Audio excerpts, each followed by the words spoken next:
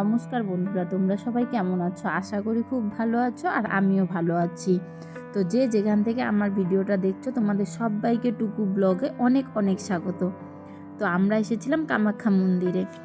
তো আমি মিস্টার তো অনেক কয়বারই কামাখ্যা মন্দিরে আসি, তো এবার প্রথম আসছে দাদা, বৌদি, তারপরে আমার মেয়ে ছোটোবেলায় যখন ছিল তখন ওকে চুল কাটাতে এনেছিলাম, তো ওর কিছুই মনে নেই। তো এবার আবার ও নতুন করে কামাখ্যা মন্দিরটা দেখবে। মামিমা, তালুই মশাই এরা সবাই কিন্তু এবার প্রথম এসেছে। তো ওদেরকে নিয়ে এসেছি দাদার ছেলে চুল কাটানোর জন্য। তো মানসিক করা ছিল ওর চুল কাটবো কামাখ্যা মন্দিরে, সেই জন্য। তো দেখো এখন বাজে রাত 3টে। তো 3টের সময় আমরা সবাই এসে দেখো লাইনে দাঁড়িয়ে পড়েছি। তো এইখানে রাত্রে 1টা, 1:30, 2টোর থেকে লোক লাইনে দাঁড়িয়ে থাকে। তো আমরা যেহেতু নর্থ গুয়াহাটিতে থাকি, আমরা নর্থ গুয়াহাটি থেকে যেতে যেতে একটু দেরি হয়েছে, সেজন্য আমরা লাইনে গিয়ে ঠিক 3টের সময় দাঁড়িয়েছি।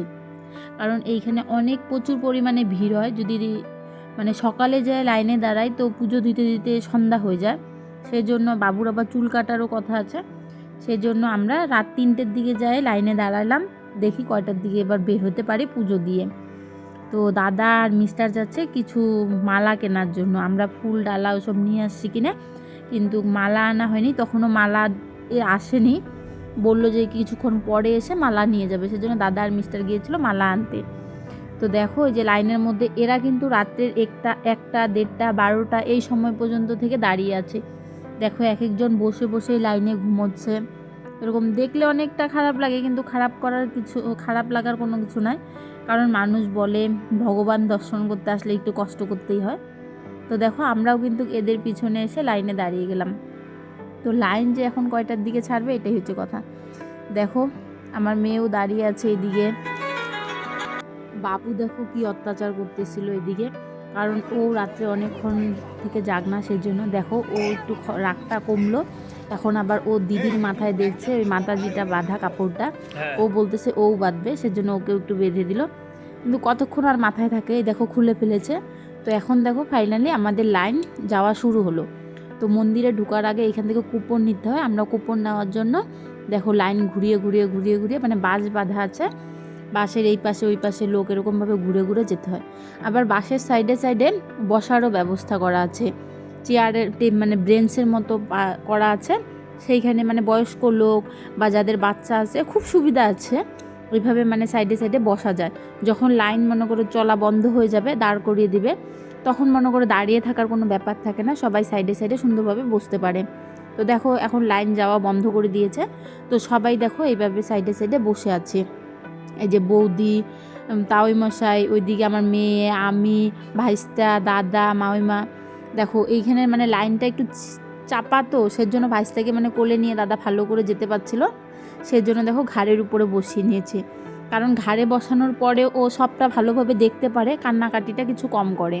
না হলে ও রাত্রেবেলা রাত জাগলে এমনি বাচ্চা মানুষ একটু বিরক্ত করে। তো সেই জন্য দেখো দাদা একদম ঘাড়ের মধ্যে বসিয়ে নিয়েছে, তাহলে মানে ও দূর থেকে সব কিছু দেখতে পারতেছে, বেশ ভালো লাগছে। দেখো এখন হাসি হাসি মুখ করে আছে, কারণ এখন সবটাই দেখতে পাচ্ছে এর জন্য। দেখো এইভাবে আমরা সবাই আস্তে আস্তে দেখো লাইন ধরে এগিয়ে যাচ্ছি। ফাইনালি আমরা এখান থেকে টিকিট নেওয়ার পরে আমরা দেখো মেন মন্দিরের পুজো দেওয়ার জন্য লাইনে এসে বসে আছি। তো আমরা কিন্তু জেনারেল লাইনে গিয়েছিলাম, আমরা কোনো টাকা দিয়ে মানে ঢুকিনি, কারণ টাকা দিয়ে ঢুকলে অন্য সাইডে লাইন দিয়ে ঢুকতে হয়। তো আমরা ভাবছি টাকা দিয়ে কেন ঢুকবো, আমরা যেহেতু পাশেই থাকি, সেই জন্য দেখো আমরা কিন্তু জেনারেল লাইনে আসছিলাম। তো দেখো আমরা লাইনে বসে আছি, এদিকে দেখো ওরা দুই ভাই বোনের দেখো দুষ্টুমি।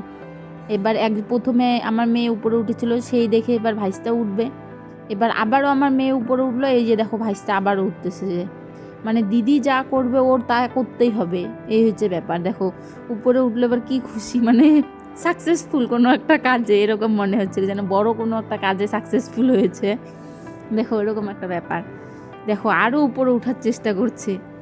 এবার দেখো কি নিয়ে একটা রাগ উঠলো, সোজা পাকার মধ্যে দেখো শুয়ে পড়েছে। তো বৌদি বলতেছে ধরবা না, ধরলে বেশি কান্না করবে, যেরকম শুয়ে আছে শুয়ে থাকতে দাও, নিজেই উঠে যাবে। এই যে দেখো উঠে পড়লো। তো ওর মা আবার বলতেছিল উঠে পড়লি এখনই, এই যে দেখো উঠে পড়ছে। উঠে দেখো আবার কি শুরু করতেছে। তো বাবু কিন্তু এতক্ষণ পর্যন্ত ঠিকই ছিল লাইনে, কোনো কান্নাকাটি কিছু করে নাই, বেশি অত্যাচার করে নাই। কিন্তু যখন আমরা মেন মন্দিরে ঢুকবো তার আগে যে ওর একদম কি হলো, যেখান থেকে মানে ক্যামেরা বন্ধ করে দেয়, তারপর আর ক্যামেরা চালু করতে দেয় না, মন্দিরের ভিতরে তো ফটো উঠাতে দেয় না, তখন যে বাবুর কি হলো, এত পরিমাণে ও কান্না করছে, মানে এত, ও বোধহয় লাইফের সেদিন ফার্স্ট এত কান্না করেছে। তো দেখো এই যে আবারও লাইন যেতে দিলাম, মানে এইখানকার সিস্টেম হচ্ছে কিছু কিছু লোক যেতে দেয়, আবার গেট বন্ধ করে দেয়, আবার কিছু লোক ঢুকায়, তারপর আবারও গেট বন্ধ করে দেয়, এইভাবে মানে ধাপে ধাপে ধাপে ধাপে লোক ঢুকায়। তো এইখানে আমি পান্ডার কাছ থেকে যতটুকু জানতে পারলাম, জেনারেল লাইনের 300 লোক ঢুকার পরে মানে যারা টাকা দিয়ে ঢুকে তাদেরকে মানে ঢুকায়, এরকম সিস্টেম আর কি। তো আমাদের কিন্তু সেদিন কপাল ভালো ছিল, তো জেনারেল লাইনের 300-র আগেই আমাদের ছিল, মোটামুটি 150 জনের পরে মনে হয় আমরা ছিলাম, এরকম হবে, আমাদের পরে আরও লোক ছিল। তো দেখো এইখান থেকে একটু ভিডিওটা আমি করছি, এইখানে লাইন থেকেই ওই দিক থেকে কিন্তু অনেক লোক যারা রাত্রে 1টা-1:30টার দিকে লাইনে দাঁড়িয়েছিল তারা কিন্তু কিছুটা পুজো দিয়ে বের হয়ে গেছে। আমাদেরও কিন্তু পুজো দিয়ে বেরোতে বেরোতে প্রায় সকাল 7:30 8টার দিকে, 7:30 হবে, 7:30টার দিকে যে আমরা বেরিয়ে গেছি পুজো দিয়ে। তো দেখো ভিতরে তো আর ভিডিও করতে পারলাম না, দেখো বাইরে সবাই এখানে প্রদীপ জ্বালালো। তো ভাইস্তা আগেই তোমাদেরকে বলছি প্রচুর কান্না করেছিল, ঘুমিয়ে পড়েছে। তো আমি ভাইস্তাকে নিয়ে এখন বসে আছি, আর এইখানে বৌদি, দাদা, মাউইমা, তাওইমশাই ওরা সবাই এখানে প্রদীপ জ্বালাচ্ছে, প্রদীপ জ্বালাবে, নারকেল ফাটাবে। তো দেখো মিস্টার এবার গেল নারকেলটা ফাটাতে, দাদা আর তাওইমশাই আগেই নারকেল ফাটিয়ে দিয়েছে।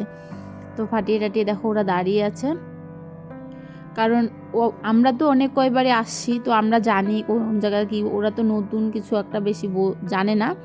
তো ওরা ওই দিক দিয়ে একটু ভালো করে ঘোরাঘুরি করতেছিল, দেখতেছিল যে কোন জায়গায় কি, আবার কবে আসবে না কি, তো সেই জন্যই। তো দেখো এই 8 বছর পরে এই প্রথমবার দাদা বৌদি আমার এখানে আসছে, এর আগে আর কোনো দিন আসে নাই।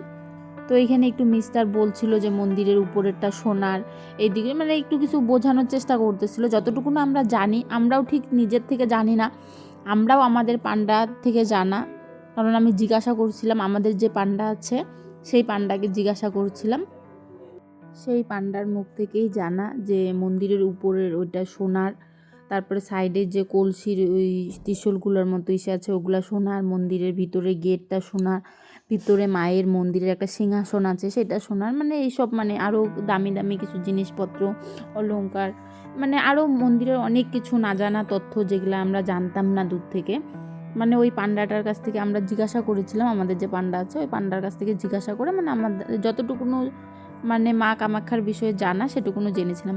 তো এইখানে দেখো কচ্ছপ আছে, কাছিম আছে, মাছ আছে।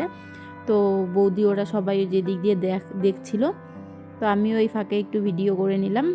এইখানে কিন্তু বেশ আমার মেয়ে দেখো কত উপরে উঠে, তোমাদেরকে দেখো আগেই বলেছিলাম যে ভাইস্তা ঘুমিয়ে পড়েছিল, তো দেখো আমি ভাইস্তাকে নিয়ে এইখানে বসে আছি, ও কখন ঘুম থেকে উঠবে, আর ঘুম থেকে ওঠার জন্য দেখো আরও তাওই মাসে বলতেছিল একটু ঘুমাইছে, যখন ঘুমাইতে দাও নাহলে আবার কান্নাকাটি শুরু করবে। তো দেখো ফাইনালি ঘুম থেকে উঠলো, এবার দেখো ড্রেস পাতিগুলো চেঞ্জ করে দিলাম, আমার মেয়েকেও ড্রেস চেঞ্জ করে দিয়েছি, ভাইস্তাকেও ড্রেস চেঞ্জ করিয়ে দিয়েছে বৌদি, ওরে দিয়ে দেখো ওরা দুই ভাই বোন এবার যে শুরু হয়েছে। ভাইস্তা তো ঘুম থেকে উঠেই দেখছে এখানে প্রচুর ছাগল আছে, আর ছাগল আমাদের বাড়িতেও আছে, ও ছাগল দেখে একদম ভয় পায় না, কারণ আমাদের বাড়িতে ছাগলের বাচ্চাগুলোকে নিয়ে সবসময় দৌড়াদৌড়ি টানাটানি করতে থাকে। তো এইখানেও দেখো ও ছাগল দেখে ও ভাবছে এগুলা বাড়ির ছাগল, সেজন্য ও একদম টানাটানি শুরু করে দিয়েছিল। আর এত লোক দেখেছে ঘুম থেকে উঠে, মানে ওর খুব মানে খুশি লাগছিল। দেখো বারবার ওরা দুই ভাই বোন শুধু ওই ছাগলের দিকেই নজর, মানুষ আসছে এইদিকে কই মন্দির দেখতে, আর ওরা তো ছোট মানুষ কিছু জানে না, সেজন্য দেখো ওরা বারে বারে এই ছাগলের দিকেই পিছনে দৌড়। তো আমার মেয়ে আবার দেখো ভাইস্তার পিছনে পিছনে যাচ্ছে, কারণ ভাইস্তা আবার আমার মেয়ের হাত ছাড়তেছে না, ওর দিদির হাতটা টেনে টেনে টেনে টেনে নিয়ে যাচ্ছে ওই ছাগলের কাছে বারবার, ছাগল যেখানেই পালিয়ে যাচ্ছে পিছন পিছন ঠিক গিয়ে হাজির, মানে ছাগলও শান্তি পাচ্ছে না এরকম। তারপর দেখো আমরা এইখানে কিছুটা ফটো ওঠার জন্য আমরা এই দিকে যাচ্ছিলাম।